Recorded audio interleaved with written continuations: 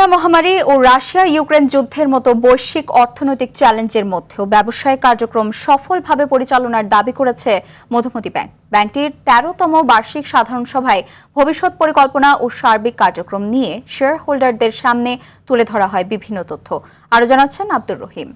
অনুমোদিত হলো। এই পর্যায়ে রাজধানীর একটি ৫ তারকা হোটেলে অনুষ্ঠিত হয় মধুমতি ব্যাংক পিএলসির ১৩তম বার্ষিক সাধারণ সভা। সভায় শেয়ার হোল্ডারদের সামনে ৪টি এজেন্ডা উপস্থাপন করা হয়। একই সঙ্গে ব্যাংকের শরিয়া সুপারভাইজারি বোর্ডের সদস্য হিসাবে দুজনকে নির্বাচিত করা হয়।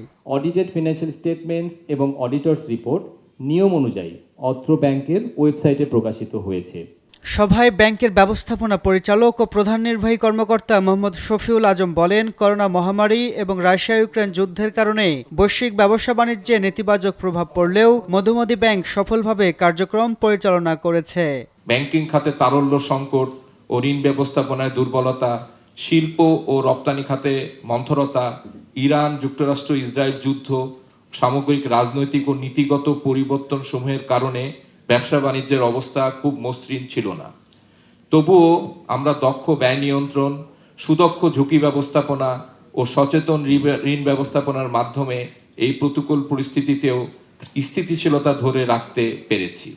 ব্যাংকটির চেয়ারম্যান সালাউদ্দিন আলমগীর বলেন, সুশাসন, শরিয়াভিত্তিক ব্যাংকিং এবং গ্রাহক সেবার মান আরও উন্নত করে মধুমতি ব্যাংককে দেশের প্রথম সারির ব্যাংক হিসেবে গড়ে তুলতে কাজ করবে পরিচালনা পরিষদ।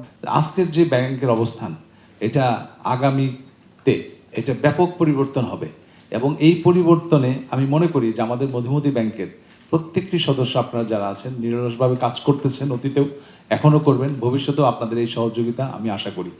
এবং আমাদের গ্রাহক যারা আছেন তারা যেন মধুমতি ব্যাংকের নাম শুনলে এক্সেলেন্ট শব্দটা ইউজ করেন।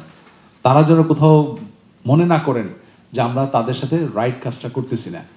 ব্যাংকের ভুলের জন্য অনেক সুন্দর ভালো গ্রাহক, অনেক ব্যবসা প্রতিষ্ঠান নষ্ট হয়ে যায়।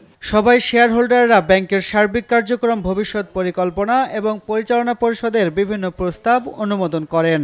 টেকসই প্রবৃদ্ধি ধরে রেখে আগামী দিনে আরও শক্তিশালী অবস্থানে পৌঁছানোর প্রত্যাশা ব্যক্ত করেন ব্যাংকটির পরিচালনা পরিষদ। আব্দুর রহিম, RTV, ঢাকা।